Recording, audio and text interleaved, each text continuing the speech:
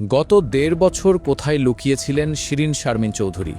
হঠাৎ কেন গ্রেপ্তার হলেন তিনি? কেনই বা জামিনে ছাড়া পেলেন কারাগার থেকে? তাহলে কি শিরিন শারমিনকে নিয়ে নতুন আওয়ামী লীগ তৈরির গুঞ্জন কতটা সত্য?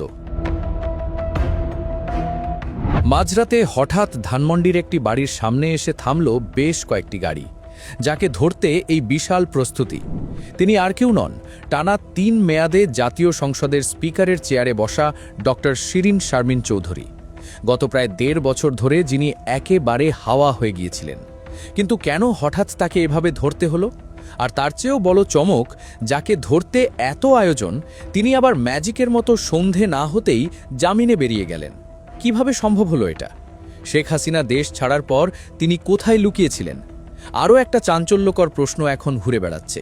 সেটা হলো, সত্যিই কি তিনি আত্মগোপনে থেকে নতুন করে আওয়ামী লীগ গোছানোর কাজ করছিলেন? এই গুঞ্জনের পেছনের আসল রহস্যটা কি? দেশের রাজনৈতিক পটপরিবর্তনের পর অনেক মন্ত্রী এমপি হয় দেশ ছেড়েছেন, নয়তো ধরা পড়ে জেলে গেছেন। কিন্তু শিরিন শারমিন ছিলেন একেবারেই আড়ালে। অবশেষে ধানমন্ডির নিজ বাসা থেকেই তাকে আটক করে ঢাকা মহানগর পুলিশের গোয়েন্দা শাখা বা ডিবি একটি বিশেষ দল। তাকে গ্রেপ্তারের খবর ছড়িয়ে পড়ার পর দেশের রীতিমতো তোলপাড় শুরু হয়। সবার মনে একটাই প্রশ্ন, ১.৫ বছর পর কেন তাকে গ্রেপ্তার করা হলো? জানা যায় তার বিরুদ্ধে একটি দুটি নয়, বেশ কয়েকটি মামলা ঝুলছে। বিশেষ করে রংপুরে ছাত্র আন্দোলনের সময় মুসলিম উদ্দিন নামে এক স্বর্ণ শ্রমিক নিহতের ঘটনায় যে হত্যা মামলা দায়ের করা হয়েছিল, সেখানে ১৭ জন আসামির মধ্যে ডক্টর শিরিন শারমিন চৌধুরীর নামও রয়েছে। এছাড়া রাজধানীর বনানী, উত্তরা সহ আরও বিভিন্ন থানায় তার বিরুদ্ধে একাধিক হত্যা ও হত্যা চেষ্টার মামলা রয়েছে। এখন অনেকেই প্রশ্ন করতে পারেন, একজন স্পিকার কিভাবে আন্দোলনের সময় হত্যাকাণ্ডের আসামি হন? আসলে গণ অভ্যুত্থানের পর যে শত শত মামলা হয়েছে, তার বেশিরভাগ ক্ষেত্রেই তৎকালীন সরকারের নীতি নির্ধারক ও শীর্ষ নেতাদের নির্দেশদাতা কিংবা উস্কানিদাতা হিসেবে অভিযুক্ত করা হয়েছে। শিরিন শারমিন চৌধুরী যেহেতু রংপুরের একটি আসন থেকে সংসদ সদস্য নির্বাচিত হয়েছিলেন এবং সরকারের অত্যন্ত গুরুত্বপূর্ণ পদে ছিলেন, তাই তাকেও এই ঘটনার দায় এড়াতে দেওয়া হয়নি। আন্দোলনকারীদের দাবি, সরকারের শীর্ষ পর্যায়ে থাকা কেউই এই গণহত্যার দায় অস্বীকার করতে পারে না, আর সেই আইনি গেড়াকলেই তাকে আটকা পড়তে হয়েছে। সবাই যখন ভাবছিল এবার হয়তো তাকে আদালতে তুলে রিমান্ডে নেওয়া হবে, পুলিশের জেরার মুখে পড়বেন সাবেক এই স্পিকার, ঠিক তখনই মোড় ঘুরে গেল। সন্ধ্যায় খবর মিলল শিরিন শারমিন চৌধুরী জামিনে মুক্তি পেয়েছেন। লালবাগ থানায় করা মামলায় তাকে আদালতে হাজির করলে ঢাকার একটি আদালত ৫০,০০০ টাকা মুচলেকায় তার জামিন মঞ্জুর করেন। এরপর কাশিমপুর কারাগারে বেল বন্ড সহ প্রয়োজনীয় সব কাগজপত্র পৌঁছলে সন্ধ্যায় তাকে মুক্তি দেওয়া হয়।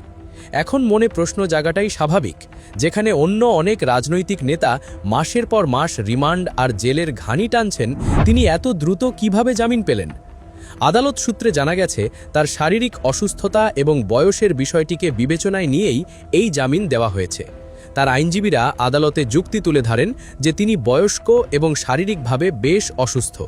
এছাড়া তার মতো একজন উচ্চ শিক্ষিত এবং আন্তর্জাতিক অঙ্গনে পরিচিত ব্যক্তিত্বের ক্লিন ইমেজের বিষয়টিও হয়তো কাজ করেছে।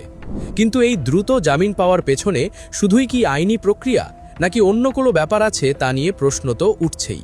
কেননা এত সহজে তার জামিন কি সত্যিই স্বাভাবিক, নাকি তাকে একটা বিশেষ বার্তা দেওয়ার জন্যই এই গ্রেপ্তার এবং তড়িঘড়ি করে জামিনের নাটক সাজানো হলো? আচ্ছা, সেটা না হয় গেল, কিন্তু গত ১.৫ বছর কোথায় লুকিয়েছিলেন তিনি? প্রথম দিকে অনেকেই ধারণা করেছিলেন তিনি হয়তো শেখ হাসিনার সাথে ভারতেই পালিয়ে গেছেন। আবার কেউ কেউ বলছিলেন তিনি ক্যান্টনমেন্টে কোনো নিরাপদ আশ্রয়ে রয়েছেন। এই ধোঁয়াশা কাটে বেশ কিছুদিন পর।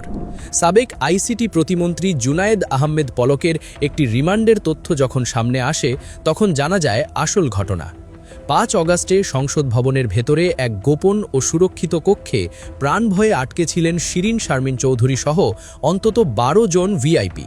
সেখান থেকে বের হওয়ার কোনো রাস্তাই খোলা ছিল না। শেষ পর্যন্ত গভীর রাতে সেনাবাহিনী অত্যন্ত গোপনীয়তার সাথে তাদের উদ্ধার করে। সেখান থেকে তাকে সোজা নিয়ে যাওয়া হয় সেনানবিশের নিরাপদ আশ্রয়ে। এরপর পার হয়ে যায় ২৭ দিন। ২০২৪ সালের ২রা সেপ্টেম্বর তিনি হঠাৎ করেই রাষ্ট্রপতি শাহাবুদ্দিনের কাছে তার পদত্যাগপত্র জমা দেন। এই পদত্যাগের পর থেকেই তিনি যেন পুরোপুরি রাডারের বাইরে চলে গেলেন। তিনি কি আসলে দেশ ছেড়েছিলেন? না, তিনি ঢাকাতেই ছিলেন। এর প্রমাণ পাওয়া যায় একটি পাসপোর্ট কেলেঙ্কারির ঘটনায়। পদত্যাগের পর নিয়ম অনুযায়ী তার লাল বা ডিপ্লোম্যাটিক পাসপোর্ট বাতিল হয়ে যায়। এরপর তিনি সাধারণ পাসপোর্ট পাওয়ার জন্য আবেদন করেছিলেন। দেশের সাধারণ মানুষকে একটা পাসপোর্ট করতে গেলে মাসের পর মাস লাইনে দাঁড়াতে হয়, পুলিশ ভেরিফিকেশনের জন্য হয়রানির শিকার হতে হয়। কিন্তু তিনি যেহেতু আত্মগোপনে ছিলেন, তাই জনসম্মুখে আসতে চাইছিলেন না। অভিযোগ ওঠে, তাকে বিশেষ সুবিধা দিতে পাসপোর্ট অফিসের কর্মচারীরা গোপনে তার বাসায় গিয়ে ফিঙ্গারপ্রিন্ট ও চোখের আইরিশের ছাপ নিয়ে আসেন। সাধারণ মানুষের জন্য যা কল্পনারও অতীত। ক্ষমতার বাইরে থেকে এবং একাধিক মামলার আসামি হয়েও তিনি সেই ভিআইপি সুবিধা পাচ্ছিলেন। কিন্তু এই খবর ফাঁস হয়ে গেলে ব্যাপক সমালোচনার ঝড় ফেলে। এই বিতর্কের মুখে শেষ পর্যন্ত তার পাসপোর্ট ইস্যুর প্রক্রিয়া স্থগিত করা হয়।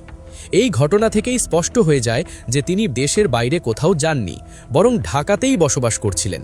তাহলে কি পুলিশ বা গোয়েন্দারা জানতো না তিনি কোথায় আছেন? অবশ্যই জানত। তাহলে এতদিন কেন তাকে গ্রেপ্তার করা হয়নি?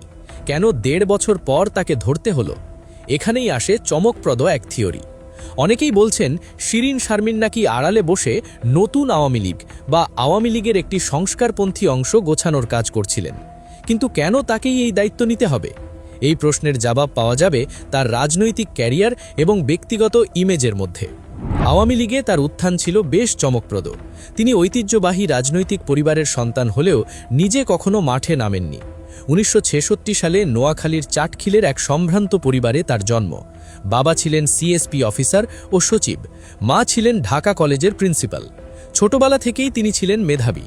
এসএসসি এবং এইচএসসি দুটোতেই তিনি বোর্ডে মেধা তালিকায় শীর্ষস্থান করেছিলেন। এরপর ঢাকা বিশ্ববিদ্যালয় থেকে এলএলবি ও এলএলএমে ফার্স্ট ক্লাস ফার্স্ট হন এবং যুক্তরাজ্যের এসেক্স বিশ্ববিদ্যালয় থেকে কমনওয়েলথ স্কলারশিপ নিয়ে সাংবিধানিক আইন ও মানবাধিকারের উপর পিএইচডিও করেছিলেন। সুপ্রিম কোর্টের একজন সফল আইনজীবী হিসেবে দীর্ঘ 15 বছর কাজ করার পর তিনি যখন রাজনীতিতে আসেন, তখন তার এই পরিচ্ছন্ন ও মার্জিত ইমেজটি মানুষের নজর কেড়েছিল। 2009 সালে সংরক্ষিত নারী আসনের এমপি থেকে শুরু করে মহিলা ও শিশু বিষয়ক প্রতিমন্ত্রী এবং এরপর মাত্র 46 বছর বয়সে দেশের ইতিহাসে প্রথম নারী ও সর্বকনিষ্ঠ স্পিকার হিসেবে তিনি দায়িত্ব গ্রহণ করেন।